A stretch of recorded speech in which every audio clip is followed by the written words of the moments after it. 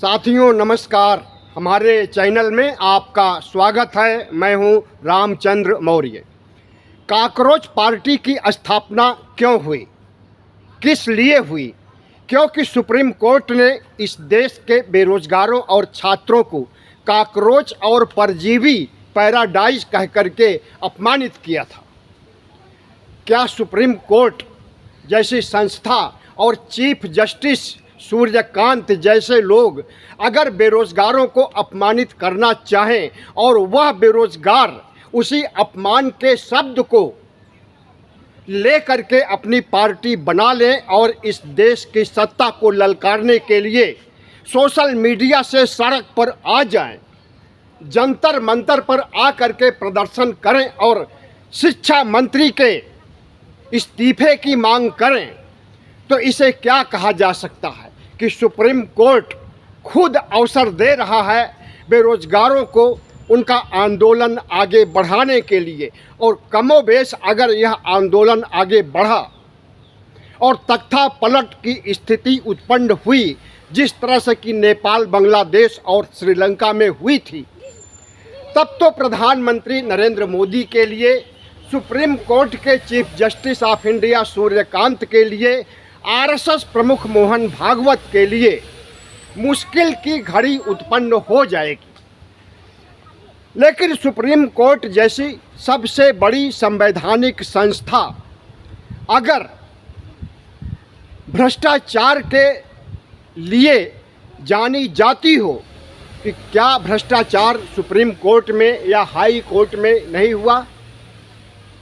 Justice Verma जो high court के जज थे, उनके यहाँ अगर 4-5 जली हुई बोरियां करेंसी की प्राप्त की जाती है और उसके बावजूद अगर बाकी जजों या भ्रष्ट जजों की तलाश नहीं की जाती है, तो इसका सीधा सा अर्थ है कि सुप्रीम कोर्ट भ्रष्टाचार कर रहा है, लेकिन एजेंसियां उनके खिलाफ सक्रिय नहीं हैं।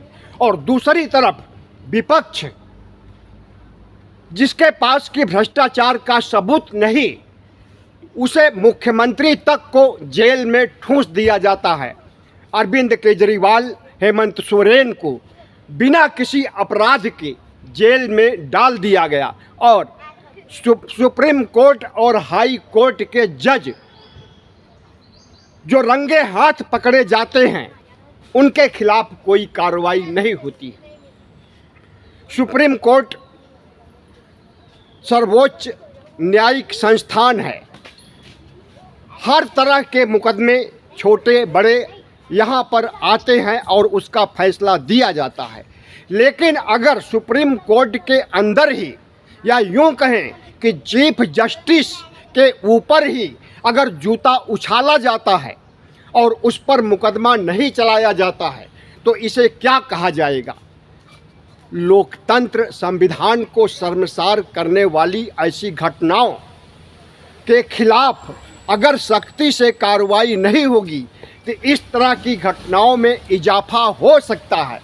आज जस्टिस गवई के ऊपर जूता उछाला गया, तो कल किसी और जज के ऊपर जूता उछाला जा सकता है। लेकिन सुप्रीम कोर्ट ने इस पर संज्ञान नहीं लिया और जूता उछालने वाले को माफ़ कर दिया, जिसकी सराहना प्रधानमंत्री करते हैं। अगर प्रधानमंत्री के ऊपर उनके कार्यालय में बैठे हुए कोई शख्स जा कर के उनके ऊपर जूता उछाल दे पीएमओ में, तो क्या नरेंद्र मोदी उसे माफ़ कर देंगे? और चीफ जस्टिस ऑफ इंडिया क्या उसे माफ़ करेंगे? कतई नहीं। अगर ऐसा होता है, प्रधानमंत्री का सुरक्षा कवच, सुरक्षा घेरा बहुत बड़ा होता है, चिड़िया भी नहीं पर मार सकती है।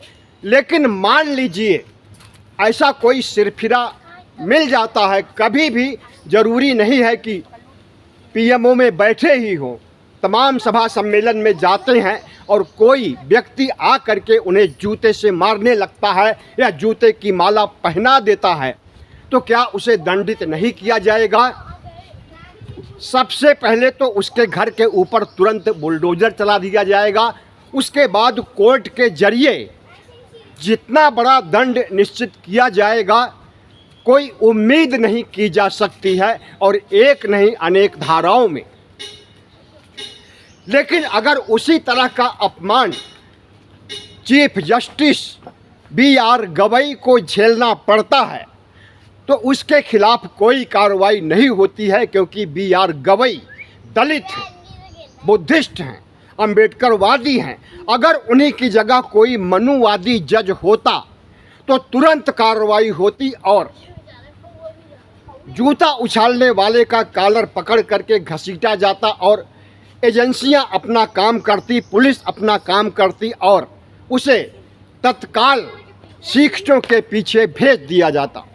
तो दोहरे मापदंड इस देश में क्यों है, और सुप्रीम कोर्ट की निगरानी में अगर दोहरे मापदंड को अपनाया जा रहा है तो इसे क्या कहा जाएगा। प्रोफेसर गोपालन ने सुप्रीम कोर्ट के एक सबसे बड़े फैसले पर सवाल उठाया है। वह फैसला राम मंदिर का है जो 2019 में सुनाया गया था, और उस फैसले में कई झोल, कई लोच पहले से हैं। तमाम जजों ने, तमाम वकालत की जानकारी रखने वाले जानकारों ने उस पर सवाल उठाया है। संविधान वेत्ताओं ने भी उस पर सवाल उठाया है कि जब राम मंदिर का फैसला सुना दिया जाता है तो उस पर हस्ताक्षर उन जजों के क्यों नहीं होते जो बेंच में बैठे हुए थे। सुप्रीम कोर्ट की शुरू से परंपरा रही है और आज भी परंपरा है कि जो जज फैसले सुनाता है, न सिर्फ सुप्रीम कोर्ट में बल्कि लोअर कोर्ट और डिस्ट्रिक्ट कोर्ट में भी फैसले के बाद उसका नाम होता है जज का या बेंच का। लेकिन राम मंदिर फैसले पर किसी जज का नाम आपको नहीं मिलेगा। मस्जिद बनाने के लिए कुछ किलोमीटर ज़मीन अलॉट की गई, लेकिन उस मस्जिद के लिए बनाने के लिए ट्रस्ट नहीं बनाया गया कि फला ट्रस्ट बनेगा और यह ट्रस्ट इतने दिनों में मस्जिद खड़ा कर देगा।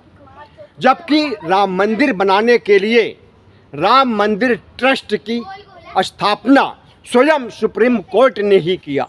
तो हिंदू मुस्लिम के अंदर भेदभाव जब खुद सुप्रीम कोर्ट कर रहा है तो इसे क्या कहा जाएगा। आज तक जितने फैसले हुए हैं 2014 से 2026 तक 12 वर्षों में तमाम ऐसे फैसले आए हैं जिस पर नरेंद्र मोदी सरकार की तरफदारी करते हुए सुप्रीम कोर्ट को देखा गया है। और यही सुप्रीम कोर्ट है जो 2016 में यहाँ से 4 जज निकलते हैं और सड़क पर आ जाते हैं और कहते हैं कि लोकतंत्र खतरे में है।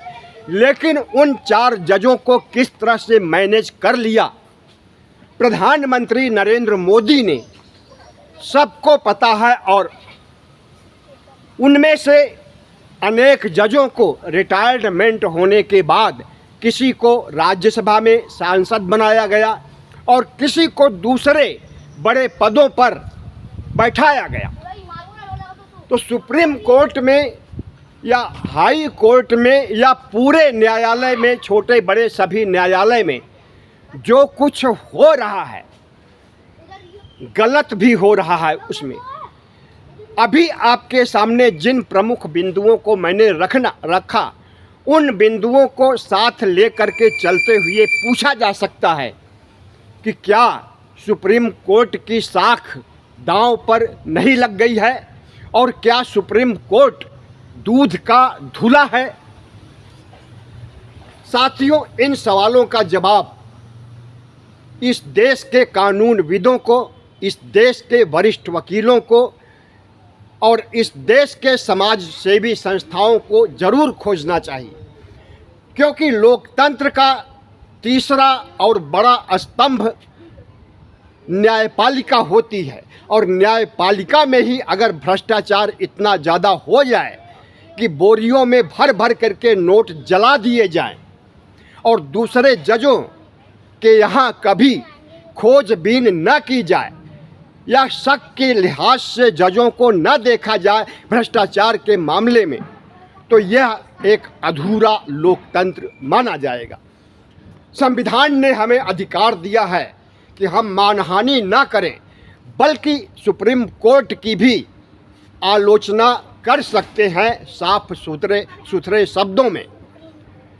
लेकिन सुप्रीम कोर्ट की अगर कोई आलोचना करता है तो सरकार संज्ञान लेती है और उसे गिरफ्तार करके जेल भेज दिया जाता है।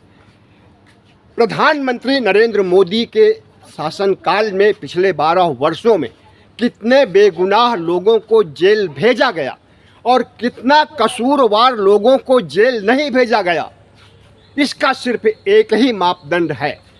अगर अपराध करने वाला, गुनाह करने वाला व्यक्ति भारतीय जनता पार्टी से है, आरएसएस से है या भगवा गैंग से है, तो समझ लीजिए कि उसके खिलाफ कोई कार्रवाई नहीं होगी।